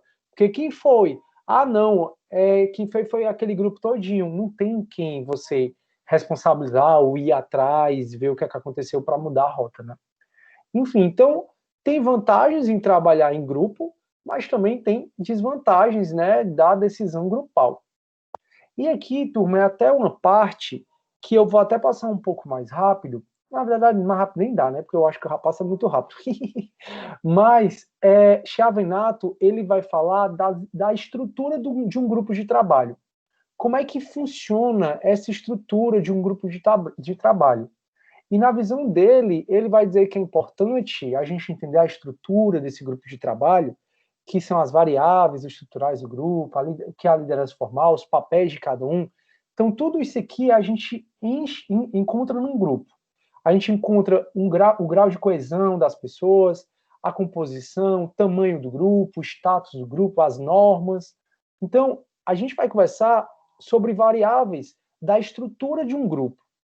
E é muito interessante a gente entrar nesse assunto, porque são essas variáveis, são essas estruturas que modelam o comportamento das pessoas que fazem parte desse grupo. E essas pessoas, essas variáveis, né, essa estrutura, conseguem predizer como as pessoas interagem dentro do grupo. Professor, não estou entendendo. O que a gente vai estudar agora, pessoal, são aspectos estruturais que todo grupo tem. Todo grupo tem seus papéis, tem sua liderança formal, pode ter liderança formal, né, mas tem a informal. Todo grupo tem uma liderança, todo grupo tem uma composição, um grau de coesão. E é isso que a gente vai entender. E entender isso, a gente consegue modelar o comportamento das pessoas e explicar também como elas interagem entre si. Vamos entender um pouco mais sobre isso, tá? A primeira estrutura do grupo trazida por Chiavenato é exatamente a liderança formal. Então, cada grupo, para ele, tem um líder formalmente indicado pela organização, né? Que pode ser o gerente, pode ser o coordenador, o diretor, o pró-reitor, o reitor, pode ser o chefe, pode ser o supervisor. Isso que a gente está falando é grupo de trabalhos nas empresas, tá? Porque se existe um grupo de amizade, se existe um grupo de corrida, se existe um outro grupo mesmo, tá? Não agrupamento. Naturalmente, as pessoas elegem um líder, aí é o tal do líder informal. Mas nas empresas, geralmente é apontado quem é o líder, exatamente porque esse líder é o que vai responder. Então, qualquer dúvida que eu tenho, eu pergunto ao meu líder, que é o professor Marco Aurélio, eu pergunto a ele. O coordenador da administração, ainda não tive o prazer de conhecer, se Deus quiser vou ter, e aí vou começar a ensinar mais na administração, se Deus quiser um dia isso vai acontecer, mas enquanto isso eu não o conheço. Então, tudo que acontece, eu preciso saber a quem eu vou me reportar. Então, todo grupo de trabalho tem na estrutura dele uma liderança formal, que é exatamente quem foi indicado para ser o líder daquele grupo, né? O líder, o chefe, o supervisor, o coordenador, por aí vai. Pode ter influência positiva ou negativa no grupo, que aí vem muito da fala da Joyce, que ela trouxe tanto nessa aula como na passada. Uma influência, um impacto negativo, pelo menos pelo que eu entendi, Joyce, no grupo. Porque o líder, ele pode ser aquele cara carrancudo, aquele cara que não gosta das pessoas, aquele cara... o Ben X mesmo que a gente estudou, lembra? O Homo economicus, que a gente estudou na teoria da motivação, o X, que é aquele cara que acha que todo mundo vai enrolar, que é controlador, que acha que tem que ter na empresa controlando o trabalho de todo mundo. Então, o líder, né, quem for formalmente indicado, ele pode ter um impacto negativo, né, na equipe, no funcionamento do grupo. Ou ele pode ter uma influência super positiva no grupo. Eu já tive líderes de influência extremamente positiva e líderes de influência extremamente negativa. E sabe qual é a grande questão, ô Joyce? Eu vou falar uma coisa, uma frase, que uma chefe minha um dia me disse. É uma líder, ela é uma das líderes mais incríveis que eu já tive na minha vida, eu acho ela fora do comum. E ela fala uma coisa que no primeiro momento talvez pareça um pouco agressivo. Mas com o tempo, eu reflito muito sobre essa frase, e com o tempo, não é nem que eu concorde 100%, mas ela me ensina, ela me mostra como é que eu devo agir. Ela fala assim, talvez seja até uma frase popular, tá? Mas eu só ouvi dela. Ela diz que se um tatu estiver em cima de uma árvore, um tatu não sobe em árvore, tá? Só para deixar claro. Mas se um tatu estiver em cima de uma árvore, ou o tatu conseguiu se sobressair e de maneira extraordinária subiu na árvore, ou alguém colocou o tatu lá. E de um jeito ou de outro, o tatu é melhor que você. A parte agressiva é mais dizer que o tatu é melhor que a gente, tá? Eu não acho o tatu melhor que vocês, não. É só uma metáfora para vocês entenderem, pelo menos onde é que eu acho que essa frase ela diz pra gente. Rapaz, se eu acho que meu chefe é menos que eu, assim, no sentido ele produz menos, se eu questiono como é que meu chefe chegou na posição onde está, galera, só tem duas formas dele ter chegado lá. Ou de maneira extraordinária, surreal, ele conseguiu produzir por méritos próprios, conseguiu estar lá, e você não está, né? Tanto é que você é subordinado dele, ou então alguém colocou ele lá. E de um jeito ou de outro, pelo menos naquele momento, ele está numa situação melhor que você. Ou seja, ele é seu chefe. Trate-o como tal. Então, respeite-o como tal e aceite-o como tal.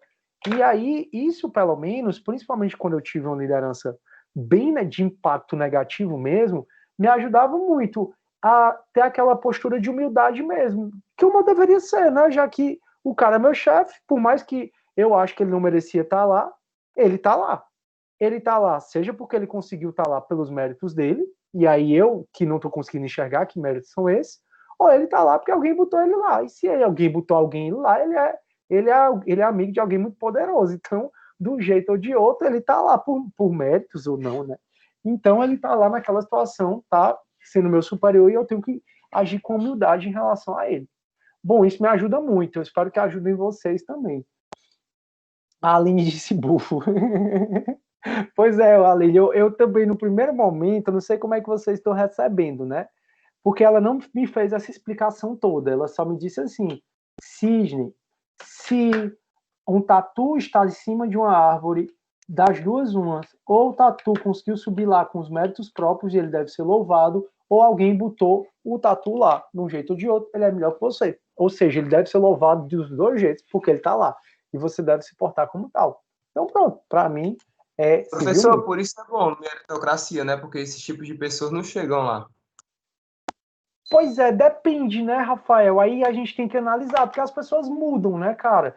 Pode ser que, eu acho que você deve ter colegas que se portavam de um jeito, super produtivo, não sei o que, não sei o que, e hoje em dia são outro jeito. Eu mesmo tenho colegas professores, eu dou aula na Unifor desde 2008, tá? Há mais de 12 anos, né?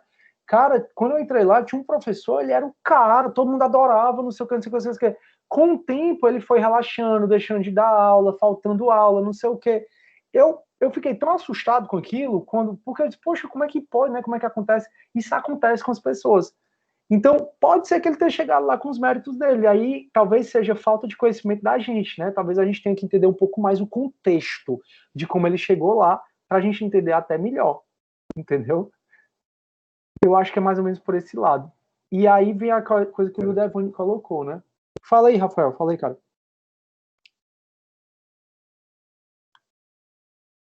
Rafael? Não falei nada, não. Você falou. Tá, tranquilo. Era eu, professor. Estava refletindo justamente sobre o que leva uma pessoa a ser indicada para uma posição hoje, especialmente levando-se em conta um período ligeiramente mais meritocrático, mas não inteiramente ainda, especialmente dependendo do estado em que você está ou da cidade em que você está, a meritocracia ainda não é levada tanto em conta, o que influencia ainda é o famoso QI, mas até o fato da pessoa ser indicada por lá tem diminuído os casos de, por exemplo, é porque é da família tal, ou é porque é membro de tal clube, mas geralmente porque é uma pessoa que já tem um histórico longo, ou é uma pessoa que já tem uma vivência mais longa, ou ela tem os contatos certos dentro daquele meio. Então eu já tive que lidar com diferentes, inclusive com algumas repartições públicas, embora que indiretamente, e mesmo as pessoas que eram indicadas para essas posições eram pessoas que, se não resolviam muita coisa por si só, elas tinham quem resolvesse por elas ou para elas. Então, a indicação acaba sendo válida nesses casos. Uhum.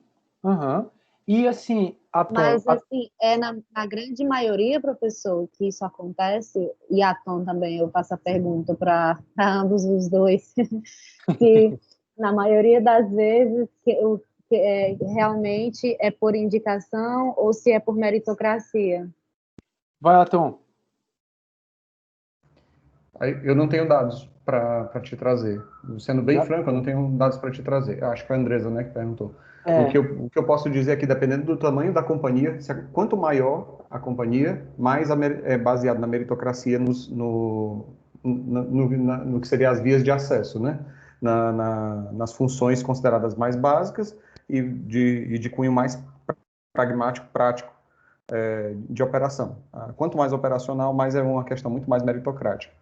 Aí eu não vou discutir aqui quando a gente está falando de alta diretoria ou gerência, porque aí já começa a envolver um pouco mais de jogo político. Quando a gente tem empresas menores, a gente vê isso ocorrendo bem menos. Bem menos. Isso ocorre também dentro de escolas, isso ocorre dentro de... até posto de gasolina, que dirá outras empresas. É verdade. E é muito sábio, viu? Acho que foi a Joyce que perguntou, na verdade.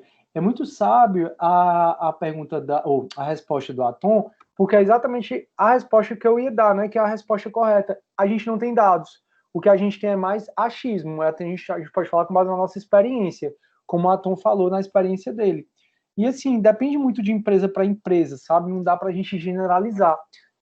Professor, eu penso eu que grandes empresas estão no poder por mérito, então eles não vão querer deixar um funcionário em alto padrão e até no baixo padrão um funcionário que não renda para eles. Eu creio que não, né? Exatamente. Mas às vezes sim, viu, Rafael? Às vezes tem a empresa que ela é tão... Marina, eu já te dou a palavra, tá? Às vezes tem empresa, Rafael, que tem tanta grana, que fica mesmo familiar. Eu vou dizer até uma coisa. Eu passei, só para você ver, né? Eu comprei uma casa há muitos anos atrás por uma construtora. Uma das construtoras de elite mesmo, que faz casa de condomínio de luxo, muito massa. E aí, deu um problema nessa casa, enquanto estava em construção, eu comprei, ainda estava construindo, e aí deu um problema na construção dessa casa. Primeiro porque, enfim, deu uns problemas técnicos que não convém. Aí eu tentei resolver de maneira amigável, né? No direito a gente sempre aprende que um mau acordo é melhor que uma boa briga, porque realmente é mesmo. E aí o que é que acontece? Quando eu fui tentar falar com o dono da empresa, eu não consegui, e aí o cara, né, o supervisor da obra, disse assim, olha, o fulaninho, né, o doutor fulaninho, que era o dono, que por coincidência era filho do ex-dono, disse que não ia mudar nada não e que o senhor se virasse. Rapaz, eu achei aquilo de uma coisa, uma mega empresa muito conhecida aqui, muito conhecida mesmo. E eu digo, rapaz, eu achei...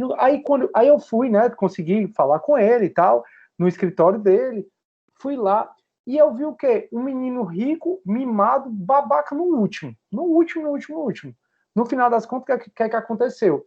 Ele não resolveu, eu entrei na justiça, aí o que eu estava pedindo, eu ganhei muito mais do que o que eu estava pedindo lá e acabei não querendo mais a casa, entendeu? Então ele perdeu o negócio, foi tudo. Mal para ele.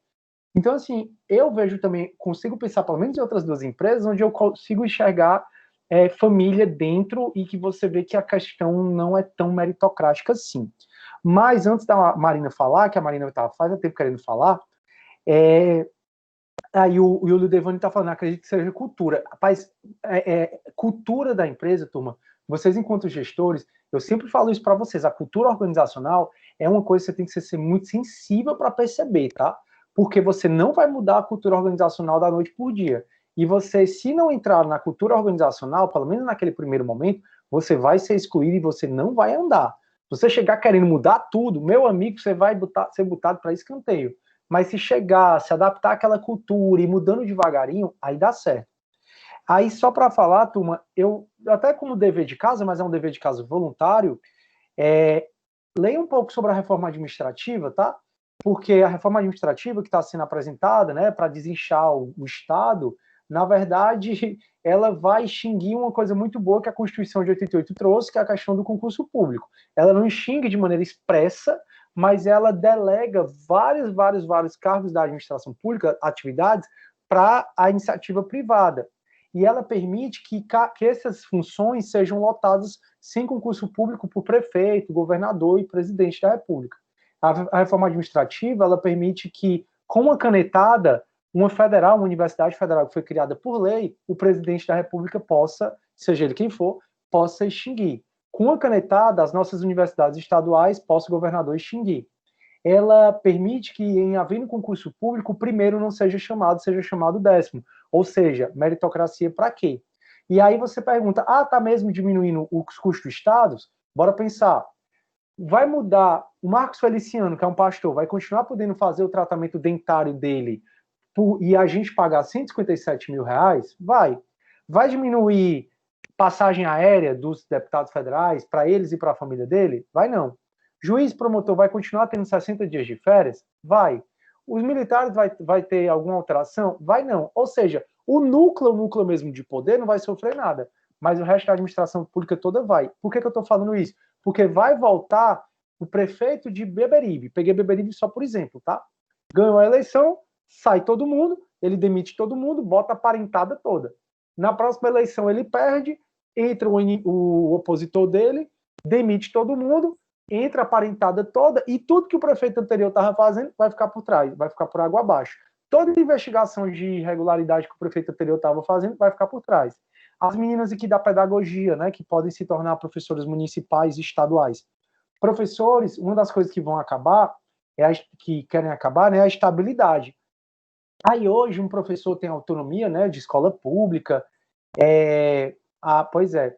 E hoje o professor tem autonomia de escola pública para poder tentar fazer com que os alunos tenham um pingo de senso crítico. E para ter senso crítico você precisa falar de política. Aí vai chegar o prefeito, vai dizer assim, professor da escola municipal X, fale bem do meu governo, viu? Aí se a professora não falar, a professora vai ter duas opções. Ou vai falar bem do governo, mentindo, e aí vai mentir para todo mundo mesmo, alienar mais ainda a população que já é alienada, que é a nossa, ou a professora vai mentir, vai tacar o pau no governo e vai ser demitida. Só que essa professora, ela precisa do salário, porque ela é ser humana, ela precisa comer, ela tem filho para sustentar, e aí como é que vai ficar? Então, deem uma estudada um pouco mais, até como cidadãos, nessa reforma administrativa, é certo que ela ainda pode ser mudada muito, mas é bom a gente se inteirar o que é que está acontecendo. E, Marina, por favor, é você agora. Me perdoe a demora. Boa noite, professor. Boa noite. Nessa indicação, eu passei por isso. Eu fui fazer uma seleção numa escola para um estágio, e lá uma das participantes perguntou a mim assim: Marina, você tem algum parente que trabalha aqui ou na outra sede? Oi? Aí eu, não. Ela não acredita. Eu, não tenho ninguém. Ou seja, ela me deu a entender que era muito mais provável eu conseguir o estágio se eu tivesse um parente trabalhando lá. Se eu não tivesse, é quase impossível. E isso desmotiva a gente, né, Marina? Mas você não pode deixar se desmotivar, saber que você é uma pessoa cheia de valor, cheia de virtudes, cheia de talentos e que você consegue. Pronto. Quer comentar, Marina? Acho que deu, né? Pronto. Aí, o Rafael. Fala, Rafael. Professor, então o senhor acha errado network? Eu acho errado network? De jeito nenhum. Mas, opa, eu levantei a minha própria mão. De jeito nenhum, Rafael. De jeito nenhum mesmo. Mas a questão... Porque, assim, se você não tiver networking, Rafael, cara, você não anda. Você não produz. E é aquela história. Ninguém ganha sozinho.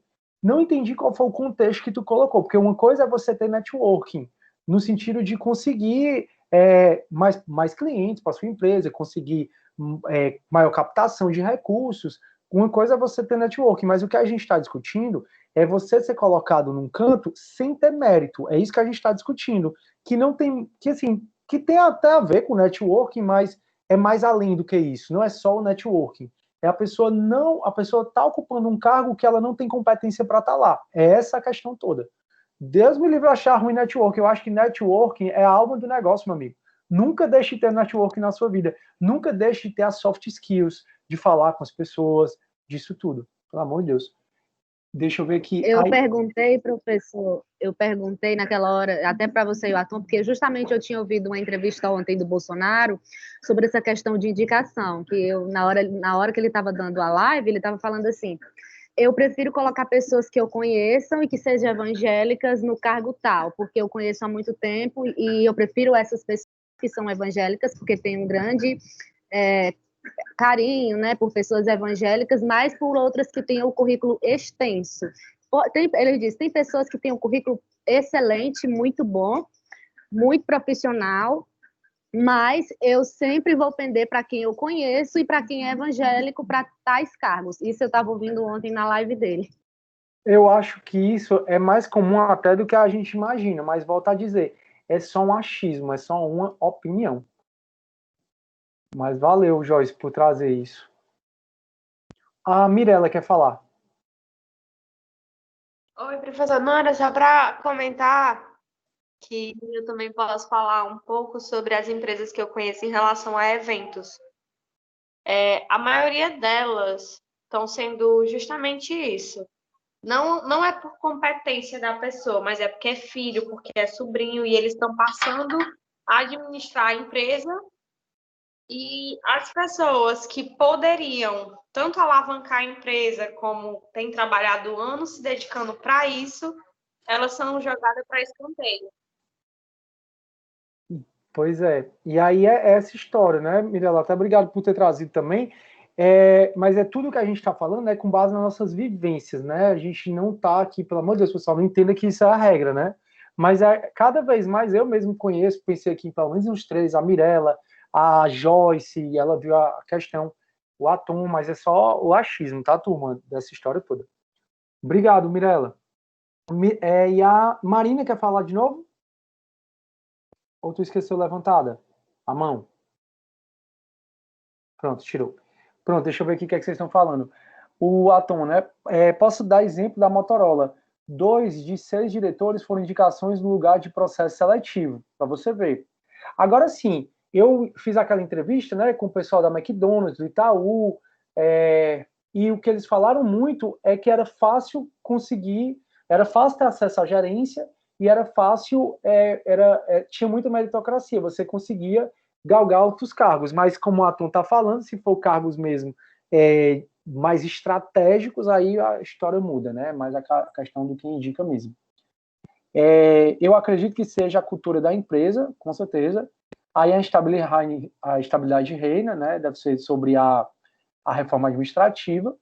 Aí o Atom, caso no Ceará, a maior produtora de leite do Ceará, capital aberto, tem seus diretores definidos desde que nasceram. Os filhos do dono. No sistema semi-monárquico, o patriarca preparou seus 2 filhos para assumir a função quando crescessem. Hoje eles estão à frente da companhia sem processos seletivos previstos para a presidência e diretoria. Pois é, e para você ver, né, uma empresa de capital aberto. É uma empresa que realmente não deveria ser assim, mas é. E é mais comum do que a gente imagina, principalmente nesses cargos mais estratégicos, né, Tom? Como você mesmo trouxe. E aí, se eu posso fazer uma provocação, Sidney. Uhum. E eu acho que isso acaba entrando também, não em conflito, mas que vai, talvez, trazer uma perspectiva diferente sobre indicações e ter pessoas da família. Esse caso aí, por exemplo, os filhos do dono foram preparados para assumirem a companhia. Eles acompanharam o pai desde pequenos, nas fazendas, na captação do leite, em todos os refrigeradores onde o leite fica armazenado, todo o processo de pasteurização. Eles foram preparados para isso. Numa empresa de eventos, por exemplo, eu não duvido que isso aconteça também, que a criança ou o adolescente está tão envolto naquele processo como um todo que acabe também tendo essa vivência. O problema é quando você, em detrimento de outras pessoas, você, não vou colocar meu filho porque é meu filho, é tal qual o Bolsonaro colocar porque é evangélico, mesmo o Estado sendo laico. Né? Vou colocar porque é evangélico. Dane-se se é evangélico. Se a pessoa tem um currículo que é muito mais mostra-se muito mais competente que outra, aí, especialmente quando a gente está falando de cargos públicos, né? Pronto, perfeito, Atom. E outra coisa, como tu diz, é outra perspectiva, mas a conversa é a mesma. Quando é que a gente começou a discutir isso? A gente começou a discutir isso quando a gente estava discutindo a parte do chefe gerar um impacto negativo. E o chefe gera um impacto negativo, que aí eu falei da história do tatu, quando você acha que ele não tem mérito para estar lá. Então, o que é que você está me dizendo? Que nessa empresa especificamente, os filhos foram preparados. Então, os filhos estão fazendo um bom trabalho, tem o mérito deles de estar lá também. O grande problema que permeia a nossa discussão, por isso que a gente está falando a mesma língua, é quando se está lá uma pessoa num cargo de chefia, que você sabe claramente que ele não tem o menor mérito, e a menor condição e o menor preparo para estar ali, mas está. Como? Aí vem a história do tatu. Ou ele subiu de maneira extraordinária, que na nossa cabeça não foi, ou alguém foi lá e colocou. Foi por isso que a gente começou toda essa discussão. Então, mesmo que alguém... Aí vai ver o que o Rafael falou, né? A questão do networking é importante, principalmente se você tiver mérito. Que aí foi o caso do teu exemplo. O cara juntou, né? Não só ser filho, como o mérito deles. Aí é massa, para a empresa, para tudo. O que desmotiva é quando você tem um líder que você diz assim, esse cara não tem a menor condição de estar aí. E tá. Beleza? Beleza, obrigado também, Arthur. A Joyce, não vai haver mais concurso de professores? Não, Joyce, vai. Mas a tendência é acabar, assim, a maioria dos cargos vão ser extintos, e se a maioria dos cargos é extintos, de professor não, né, o professor vai continuar existindo, mas uma das coisas que está prevista para ser extinta é a estabilidade, né, porque a estabilidade é a possibilidade do servidor público, antes de ser demitido, sofrer um processo administrativo. Essa estabilidade, ela está sendo vomitada de maneira errada, dizendo que é o motivo de servidor público não produzir. Galera, uma coisa é a gente falar de estabilidade, que é a segurança que o servidor público tem de não fazer uma coisa contrária à lei porque o chefe dele quer. Então, quando o chefe dele manda ele fazer alguma coisa que está contrária à lei, ele diz, não vou fazer. E ele só vai ser demitido se houver um processo administrativo e o chefe dele disser, eu mandei ele fazer essa coisa errada e ele não fez.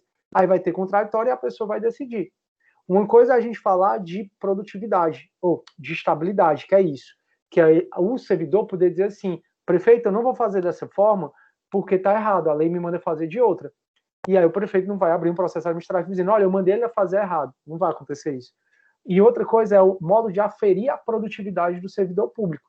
Porque o grande problema é que algumas pessoas têm uma má impressão da administração pública, principalmente servidores mais antigos, não só deles, tá? Tem novos também que são ruins, não vamos também generalizar. Mas só para vocês entenderem o que aconteceu. Antes de 88, estava na administração pública quem era indicado. Era essa história mesmo. de não ter meritocracia, eu sou amigo do prefeito, do governador, não sei o que, eu consigo um cargo na administração pública. O que é que a Constituição de 88 ela fez? Ela disse assim, só trabalha na administração pública quem tiver o mérito de passar no concurso público. Contudo, essa galera que em 88 está exercendo um cargo público, eles vão ser absorvidos pela administração pública como se concursado fosse. Aí a administração pública, durante um bom tempo, durante esses 20 anos, tinha funcionário fantasma, tinha funcionário que não estava nem aí, que só ia lá para receber salário, como a gente cansa de ver no jornal. O que é que a gente está observando? Que essa galera está se aposentando. E, consequentemente, está entrando mais gente na administração pública, que está entrando pelo mérito de ter passado no concurso público. Então, hoje, a minha habilitação, né, na parte da administração é em administração pública. E aí eu estudo muito essa parte e estou dentro da parte do tribunal, onde eu vejo. Rapaz, o tribunal é surreal. O tribunal agora está fazendo uma parceria com o BID para ter empréstimo, para você ver, né, para ter questões de aplicação de dinheiro. O Tribunal de Justiça está com uma gestão tão profissionalizada que eu acho que poucas empresas, ou só grandes empresas, está tendo também essa versão. A produtividade está no sistema, hoje é tudo informatizado. Então, hoje mesmo eu recebi, sei lá, uns 30 mandados, já entrou no meu fluxo. Ah, Ciro, mas tu não acessou hoje. Já está contando o prazo. Aí, daqui a pouco, eu tenho um prazo para cumprir, daqui a pouco ele vai ficar verdinho, quando o prazo estiver passando, depois ele fica amarelo, depois ele fica vermelho, meu chefe é notificado, eu recebo a notificação. E se eu não devolver o mandado, eu sofro PAD, né, que é processo administrativo disciplinar. Então, essa questão de dizer que o serviço público não presta, que isso, que aquilo outro, tem muito a melhorar, sem sombra de dúvida. Mas também não dá para dizer que a estabilidade, confundir estabilidade com produtividade. Tirar a estabilidade, não concordo muito, né? Porque vai tirar mais de quem vai fazer concurso para frente, né? Da reforma para frente. Mas tirar a estabilidade, não concordo. Mas eu concordo em discutir muito mais ainda a produtividade. Então, assim, né, que é essa questão. Então, Joyce, vai continuar havendo concurso para professores, mas provavelmente esses professores vão entrar, a reforma não está aprovada ainda, né? Então a gente não vai saber, não vou conseguir te dizer como é que vai acontecer. Mas o que eu posso te dizer é que está previsto o fim da estabilidade, você vai fazer seu concurso para ser professora de escola municipal, estadual, e o governador vai mandar você falar o que você quiser em sala de aula. Não é à toa que a gente estuda no ensino médio fundamental, muitas vezes sem ter senso crítico, porque a gente tem que fazer uma prova que é feita pelo governo, que é o Enem, e nessa prova feita pelo governo, o governo só vai dar como resposta correta o que ele quer que as pessoas pensem. Por isso que o ensino médio fundamental faz com que a gente perca muito o nosso senso crítico, porque a gente é condicionado a marcar a correta no vestibular para passar. E viva, né, a questão do Brasil, né, o ciclo que o Brasil entra. E a Olivia falou assim, meritocracia e Brasil igual a hipocrisia. Vamos generalizar? Não, Olivia, pelo amor de Deus, vamos ter um pingo de esperança no nosso país. Porque, galera, é vocês que são novos, né? Eu que também me incluo como novo. Se a gente não tiver esperança no Brasil, se a gente não fizer pelo menos a nossa parte para mudar, realmente não vai mudar, não. Um aluno meu, do direito, ele disse, por isso que eu, quando me formar, vou embora. Aí eu, poxa, será que é assim mesmo que se resolve as coisas? Será que você brigou com seu namorado, sua namorada, seu pai, sua mãe? Vamos embora. E quebra logo a relação? No meu ponto de vista, não é assim, né? Mas nós somos diferentes e todo mundo tem o direito de pensar diferente. Show, show, show, turma, acabando a nossa aula. Foi muito boa. Gostei muito da aula hoje. Vocês são muito bons. Gosto muito de discutir com vocês. Eu vou passar aqui no grupo a atividade 5, tá? Turma, essas atividades, ela é pontuada só por você fazer. Essa atividade que eu passo, na grande maioria, né, ela só tem questões objetivas. Então, entre e tente fazer com seriedade, da maneira como você, assim, né, tentando acertar as questões. Porque, professor, tentei mesmo, mas errei tudo. Continua com ponto? Continua. Mas mesmo se você também não quer fazer, você marca tudo lá e manda para mim, para você ter um ponto na prova, né? Mas a ideia, turma, a gente vai fazer uma metodologia mais PBL agora, e nessa metodologia vocês vão tentar fazer essas questões, estudar essas questões antes de eu ter visto o assunto. Porque nem todas as questões que estão aqui eu já falei, né? Porque a gente não terminou essa matéria. Mas essas questões são todas de concurso, são só sobre trabalho em equipe, e aí eu queria que você tentasse fazer, certo? depois eu mando feedback para vocês e na próxima aula eu corrijo com vocês essas questões. Mas tentem fazer, como eu disse, você acertando tudo, errando tudo, continua com a mesma pontuação.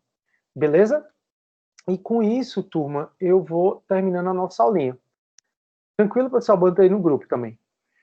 Então é isso. Beleza, meu amigo Cid. Bacana. Valeu, Edvar. Show de bola, cara. Uma boa noite, um bom final.